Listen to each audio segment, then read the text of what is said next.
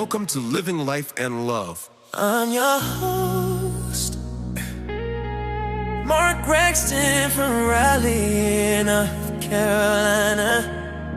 This is a global vitiligo awareness and education podcast. You hear the true and authentic stories from people living with vitiligo. Yeah. You'll also hear from their loved ones, medical professionals, licensed mental health therapists, relationship counselors, global vitiligo support foundations, organizations, community leaders, and so much more. Sit back and enjoy living life in love. Once again, I'm your host, Mark Braxton. Raleigh, North Carolina. Welcome to Living Life and Love. I'm your host, Mark Braxton from Raleigh, North Carolina. On today's show, I have Dr. Harris. Welcome, sir. Hi, Mark. Happy to be here. Good. Thank you. And I really appreciate you being here. I think we're going to have a wonderful conversation. I feel like a knowledgeable conversation because, sometimes we as people that live with vitiligo, we feel we know a lot about our skin, which we do on the surface, but it's inside that we need to know more about. Before we jump into our conversation, I would like to give you an official opportunity to introduce yourself, maybe share where you're from or the type of work you do. Yeah, happy to. So I'm John Harris. I am a dermatologist to start. I'm also a physician scientist. So that means I see patients, but I also run a research lab, and everything I do is focused on vitiligo. So I have a clinic one day a week, one half day a week to see patients with vitiligo, and then run a pretty large research laboratory with NIH funding and all that's focused on trying to understand vitiligo. And we've focused mostly on trying to develop new treatments for the disease. I recently transitioned. I used to be in central Massachusetts at UMass Chan Medical School. And now I just moved to Boston. I'm in my 4th month here at Mass General Brigham Hospital, where I'm moving the lab, and we're going to do the same things here that we did before. But I'm working in a much larger area, big department, lots of really brilliant scientists here that we're excited to start to work with, and already talking to them about getting interested in vitiligo and helping us do our work there. Good. And that's so important, the research, because often here in our community in North Carolina, we talk about the awareness, and I think we have a good handle on the awareness, but it's the education part that we have to start spreading. And a lot of times when we say education, we talk about what it's like to live with the condition. But now I think it's more, I think it's time for us to learn more about what the condition is in itself and how does it affect our body. And I guess I want to start with melanocytes. Can you share with us what are melanocytes and where can they be found in the body? Great. I think it's great to understand vitiligo at a deeper level. And some of it can get confusing and be really scientific. And I will do my best not to get confusing or too scientific, but to actually give really useful information. So melanocytes are really cool. They're fascinating cells. We have a lot of them. They're the cells in the skin that make pigment. That's their job. So there are little factories that make pigment, and then they actually transfer that pigment to the rest of the skin. The top of the skin is like a brick wall made up of a bunch of cells that are very tightly associated. So if you think of a brick wall, each brick is a cell, and then think of the melanocytes being lodged and cemented inside that wall, making pigment and transferring it where the bricks actually then take it up, and that's what colors the skin. So if you looked at an area of skin, there'd be a few individual melanocytes that are the factories, but then the rest of the cells are pigmented because they take up that pigment from the factory melanocytes. Okay, wow, that's pretty interesting. So what are some of the areas? Because we know, of course, the skin is such a large organ, and I've done a little bit of research. Of course, we have melanocytes give us our hair color, eye color.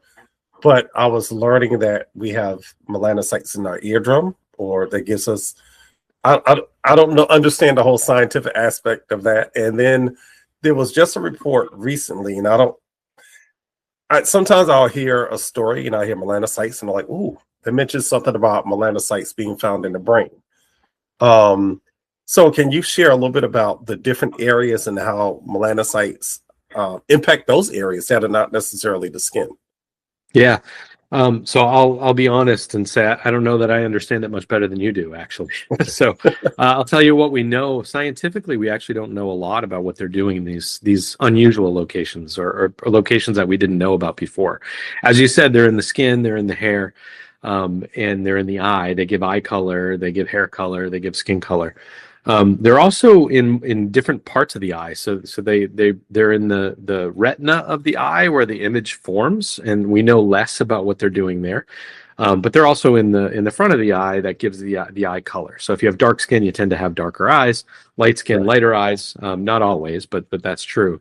But some of the surprising locations include what you said, the inner ear. Not in the eardrum itself, but in the inner ear, in the area where the hair cells live. So you have a drum that kind of waves when sound beats the air, and that drum then hits the cells that have a little hair on it and triggers them to send a message to the brain.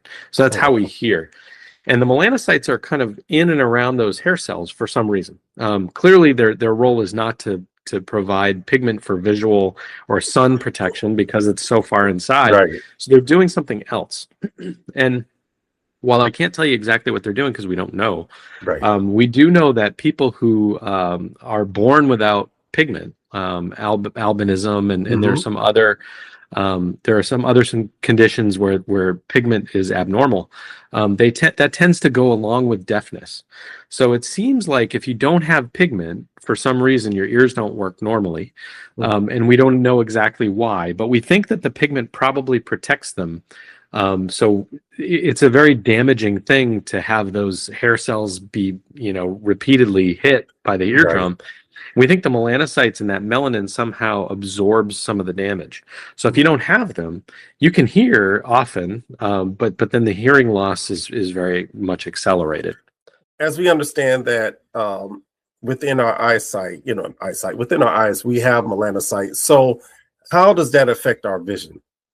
Yeah, I think it's probably similar to the inner ear that the pigment back there helps to absorb potentially damaging signals that may occur. So you can imagine, just like in the ear, with that physical trauma that is constantly pounding the ear through the eardrum, the eyes are receiving light, and the light is a very high energy entity, and that can also cause damage. And so we think that the melanocytes at the back of the eye help to absorb some of that potential damage and allow us to see. So we don't know the detail, or at least I don't know the detail. I think that I've looked into it and I didn't find answers. But we know that those with albinism actually often have difficulty and challenge with their eyesight as well. So that's consistent with the fact that melanin is important there. So we talked about ears and eyes. I didn't know if you're going to ask me about other places, but there's melanocytes, as you said, in the brain. Not the brain itself, but the lining of the brain. It's called the meninges. The brain is surrounded by a thick tissue, kind of its own skin. And in that, melanocytes live as well. And clearly, again, they can't be responsible for protecting from sunlight because that's not reaching your brain. So they must be doing something else. And honestly, I have no idea what they're doing. And then also in the heart, melanocytes are in there as well. And so we don't know what they're doing in those locations. But interestingly, melanocytes are helpful for pigmenting our skin, protecting us from sunlight, all these other things. They can also become cancer and become a melanoma. Gotcha. And it's interesting, you can actually get melanoma of the meninges of the brain and melanoma in the eye. So those things happen there as well. Wow. Okay. Very, very interesting, because there's a lot we don't understand about the body and the cells. Although we think as humans and researchers and scientists, and we know it all, but no, there's still a lot more knowledge out there for us to, I guess, take in and understand, how the body functions. So very interesting. So let's talk a little bit about melanocytes and skin color and protection from UV rays, because I know we do talk about it a lot in our community. But just can you expand on that a little bit more about just how we are protected by the melanocytes? Yeah, it's really fascinating. And I was going to say one of the great things about being a scientist is we almost never get all the answers. We never stop. So Right. every question we ask, if we get an answer, it opens 3 or 4 more questions. And that's part of the fun of studying and investigating and doing research. Some of the interesting things about melanocytes. So as you know, there are lots of different skin colors. There's very dark skin to very light Right. skin. And a lot of people assume that those with dark skin have more melanocytes and those with light skin have fewer. And that's not true. So everybody has about the same number of melanocytes, Okay. but the type of melanin that's made is different. And so melanin in darker skin, it tends to be it's little packets of color. And those packets tend to be more elongated or football shaped and darker in darker skin. And in lighter skin, they tend to be more rounded like a baseball and lighter color. And then you can imagine you can get every shade of color. You can make some baseball dark, some Right. football light, and then everything in between. And it's that mix that gives us different color. In fact, the number of melanocytes in our skin varies at different locations of our body. So on our face, we have the highest density of melanocytes. If you just take a square millimeter of skin, there are about 2,500 melanocytes in that small, tiny area. Wow. I think I said centimeter, I meant millimeter. So lots of little Okay. melanocytes in there. But on the chest, it's only 700 instead of 2,500. So 4 times more on the face than on the chest. But the skin color doesn't change. So that just tells you that the number of melanocytes is not really responsible for the skin color. There are other things at play. Okay. And I talked about that brick wall. The melanocytes are surrounded by keratinocytes. The melanocytes make the pigment, transfer it to the other cells. And there's one melanocyte for 36 keratinocytes. That one little factory is supplying 36 other cells that scoop up that melanin and put it over the nucleus. It actually caps itself like a little umbrella over the nucleus, where your DNA lives, a lot of important information there. And so when the sun comes in, it hits that cap of melanin and gets absorbed rather than hitting the DNA and damaging it. Wow. It is very fascinating. And I was going to ask you, do all people have the same amount of melanocytes? So you've already answered that, which is great. Question about vitiligo in itself. Why does it only attack the melanocytes and not other cells in the body? So this is based on the immune system being a very, very finely tuned organ of your body that has lots of jobs to do. Your immune system is very important. Your immune system protects you from bacteria and from viruses and from fungus and from parasites that may get in. It also protects you from cancer. So your immune system has a lot of jobs, and I think of the immune system like the military. The military has a lot of jobs too, Right.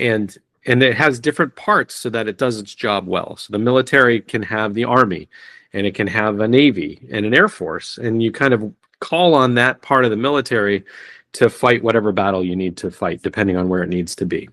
And so the immune system has that as well, in a lot of different players, and it only uses the part that it needs to fight the thing that it needs to fight. And so our body is not supposed to have autoimmunity or vitiligo, and we can quickly talk about how that works. So in vitiligo, the pigment cells are killed by your immune system. Your immune system goes into the skin, finds the pigment cells, and kills them. And once the cells are dead, you can't make pigment in that area. Okay. And so the question is why? Why do we have autoimmunity? Why do we have an immune system that turns on your own cells? And this happens not just in vitiligo, but in other conditions as well, like diabetes and other autoimmune diseases like thyroid diseases, a bunch of things where the immune system turns on your own tissue and attacks it. And your immune system has, like I said, different weapons.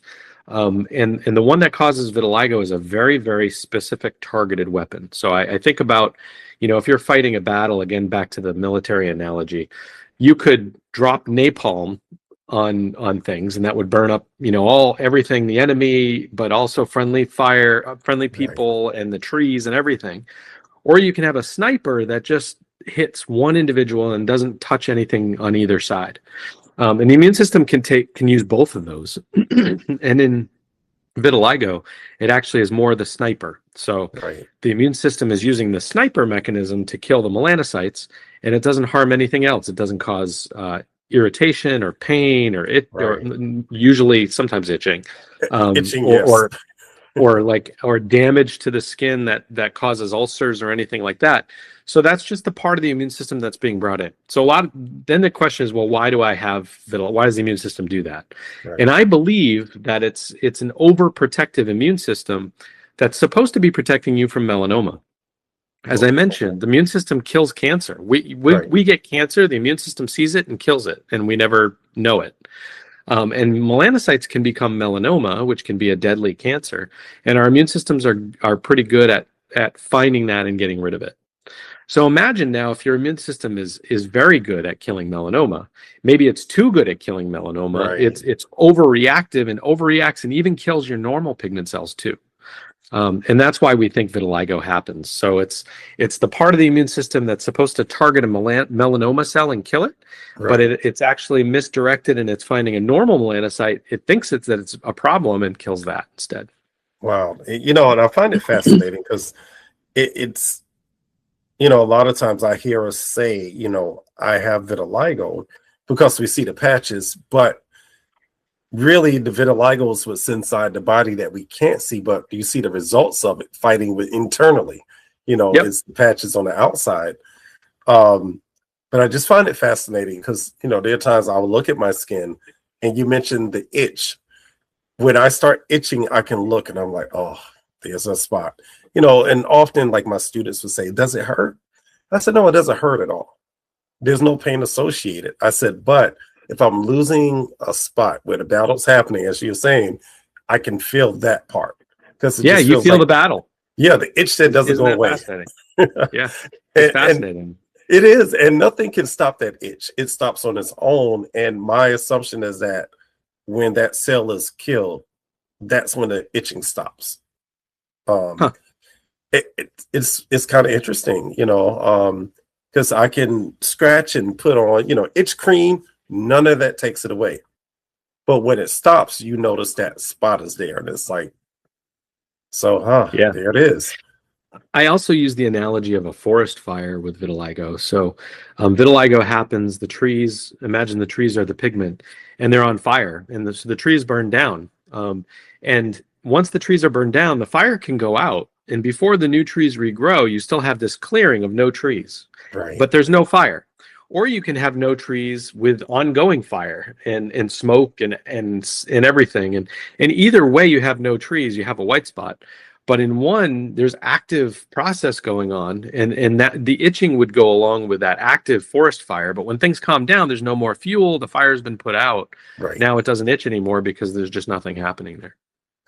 So let me ask you this then. So once those cells are gone, there's still melanocyte cells within our body. How do we get our body to create more? I know there's treatment and creams and different processes, but how do we get our bodies to create more to bring back more of our pigmentation? Yeah. Okay. So our bodies are constantly making more cells because our cells get old, they die, and we replace them with new ones. So the skin actually turns over every 30 days, and you have a kind of a renewal of all the skin cells every 30 days because new cells come, the old cells slough off and die. And so stem cells are everywhere in our body to help renew tissues and cells that die.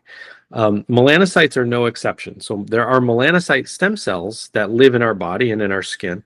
And those, imagine if you fall down and scrape your hand and the skin falls off, all the melanocytes fall off with it too.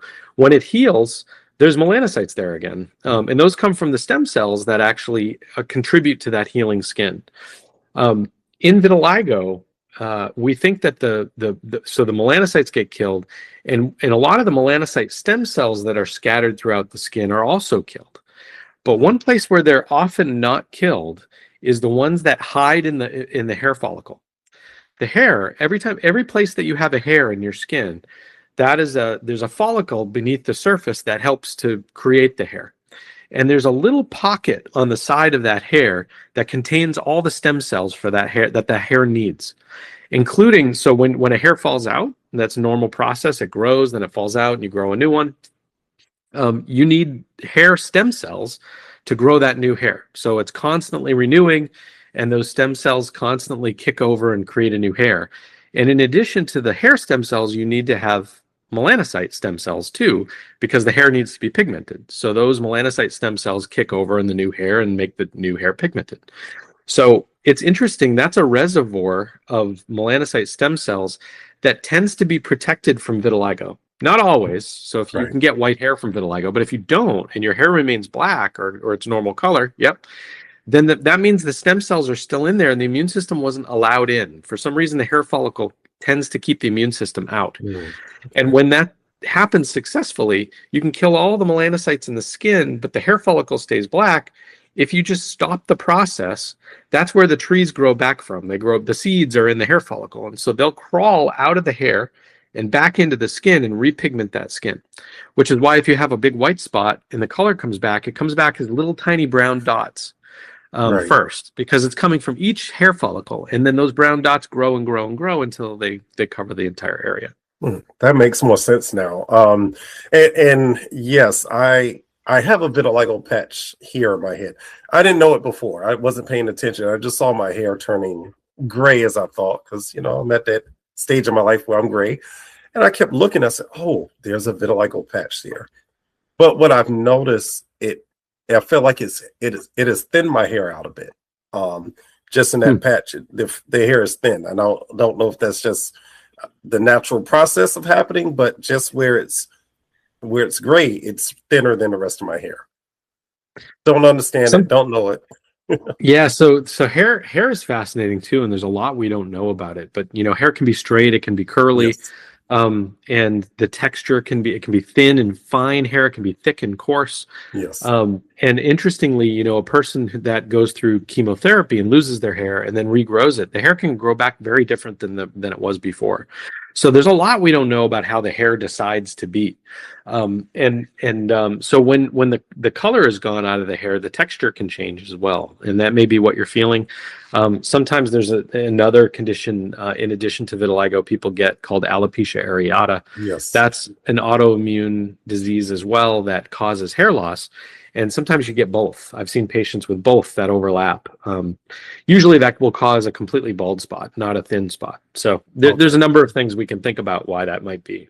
Okay. You know, I'm just curious. I'm like, I got my little vitiligo stripe here now. But I embrace it's cool. it. It's cool, Mark. Yeah. Thank you. I appreciate that. I embrace it. My students love it. It's like, we like your little gray patch there. Like, thank you for reminding. Yeah, and you know the difference between that and gray hair, because you're going to get gray hair. I've got gray hair too. If you look at gray hair, it's very evenly distributed. So, Yes. you know, I've got a gray, but then there's a dark and a dark and a gray and a dark and a dark and a gray and a dark. But if you have a spot that's all white, that is vitiligo. That's not, hair doesn't go gray, you know, completely 100% just in one spot. Right. So when you look at your scalp and it's just this one spot here, that's vitiligo, not graying hair. Right. But once again, it's fascinating. Before we wrap up, can you share with our listeners just some of the treatments that are out there, or how they can treat vitiligo? Because we know right now there's not a cure, and we pray one day we will have one, and I think we will have one. But in the meantime, what are some of the treatments out there that people can use? Yeah, we believe that too, and that's what we're working on now, is a cure. We've helped to develop a number of treatments that are much better than we've ever had. The cure is hard, and I actually wrote a blog on why a cure is hard, and that can take a while to explain. We don't have cures for most diseases, honestly. If you have high blood pressure, you know, we got treatments, not cures. But in any case, vitiligo, believe it or not, has been treated for about 3,400 years. So way back in 1400 BC, there were Indian texts, medical texts that were written about vitiligo. It described vitiligo and talked about how to treat it. And some of the treatments don't seem to make a whole lot of sense in current day. People were using animal urine and dung and cobra bones. They probably didn't help. But there was actually a treatment back then that I'm convinced was very effective. And this is the doctor would tell the patient to go out into the field and pick these little black seeds from a special plant called the Soralia coralifolia plant. And then you chew on the seeds and swallow the saliva and sit in the sun. And that combination was the treatment for vitiligo. The seeds contain a special chemical that we have actually developed and turned into a drug back in the 50s and 60s. And we started using back then, and we would actually have people take that drug, the same chemical that's in the seed, and then get UVA treatment from a lamp. But the UVA comes from the sun. So they were people, 3,000 years ago were getting the same treatment that we just discovered in the 60s. And it was a combination therapy. Now, that does two things. That approach turns off the immune system or suppresses it, so it's not as active anymore. And it's kind of telling the military to stand down and relax and stop attacking. But then the sunlight stimulates those melanocyte stem cells we were talking about, too, to regrow. And so that combination makes a ton of sense. You turn off the immune attack, you turn on the stem cells to come back, and that turns out to be a great treatment for vitiligo. We've learned now that we don't need that plant and we don't need UVA. We now use UVB light. UVB or narrowband UVB is a very small fraction of wavelength of light that actually really helps vitiligo. And so that's one of the treatments that we use in current day. It's pretty cumbersome. It's hard because you have to live near a dermatologist and go get it, or you have to buy a machine that you put in your house. So it's not an easy therapy, but it's effective. And of course, you can also go out in the sun and get it. And so some people can get improvement from that. In addition, we've had creams for a long time that also their job is to turn off the immune system. Steroids do that. We've had another cream called tacrolimus. That's a chemical that turns off the immune system. The newest one that people are hearing about is ruxolitinib, brand name Opzelura. Yes. And this is a cream that has a very specific chemical in it that stops the communication of that sniper T cell from hearing the order to kill. Right. So if you've got a sniper, if the sniper is sitting there but doesn't pull the trigger, nothing dies and everything's fine. And so that cream is actually making the sniper unable to hear the order or the command to shoot. And then, you stop the attack. It doesn't spread anymore. And incidentally, that will help the itch, by the way. That's the one thing that I think would turn off the itch is this Opzelura cream. But then when you stop the attack, that's what allows the stem cells to come back. So that's the Opzelura cream. And there are a few other treatments. There's surgical treatment. We can actually take pigment cells from one part of your body and move them over to the white spot in some cases. Most people don't respond well to that, but there's a small population who do. Right. And then, believe it or not, the first FDA-approved treatment for vitiligo was a cream that actually makes it worse. So there are chemicals that we know cause vitiligo, and they make vitiligo to spread faster. And that became the first approved treatment, because if you had really severe vitiligo and you use this cream, it just removes the rest of your pigment, so you no longer have spots. Right. That's what Michael Jackson used. That's what I was going to ask you. Yes. Thank you for sharing that, because a lot of people assume, oh, he bleached his skin. I said, no, there's a process. I didn't know what the process was called. But yes, so for people that are listening, no, he did not bleach his skin. He used a cream that makes it spread faster. So yeah, that's it. Yeah. And you not everybody can just use that cream and turn white. Like, you have to either have vitiligo or be prone to vitiligo, and then that cream will then give it to you. Wow. Very interesting. Well, Dr. Harris, I appreciate you coming on. It's a lot of information, and I think it's good information. As a community, we talk about educating people, and this is what I wanted. I wanted people to be educated about not just vitiligo, but melanocytes, because we hear about it. We know about melanin, and now I think we have people that listen to it have a better understanding of what's happening inside the body, not so much on the outside. So before we go, I always ask my guests to leave the listeners with some type of words of encouragement, whatever you feel to come from your heart, just kind of share with people, and then I'll wrap us up. Well, I can say I lecture often to dermatologists, and I tell them you could not have found a more exciting time to be taking care of people with vitiligo. The tools that all the medicines that are being developed, we talked about a few of them today. There's a bunch kind of being tested now and that are coming down the line over the next 10, 20 years. it's going to change fast in a great way. And not everybody wants to treat their vitiligo, but the ones who Right. do, we have a bunch of tools, and then you're going to be able to pick which one you want to use. Do you want to use a cream? Do you want to use light? Do you want to use an injectable drug that you only need to use a few times a year? Those are going to be options for you. And I think the more options you have, the better off you'll be and the happier you'll be. And as a scientist and as a doctor, dermatologist, it's awesome to be able to have answers for people now who come in. We used to be like, oh, there's not a whole lot you can do. Right. Now we're able to say, here's a whole toolbox. And let me show you how to use the tools, and you can decide. So it's pretty exciting, and it's just getting more and more exciting. I'm so thankful that I'm living in this era and not any other one. Absolutely, absolutely. And I was diagnosed in the era where there wasn't a lot of information, there wasn't a lot of treatments. But I'm glad to know more than what I know now.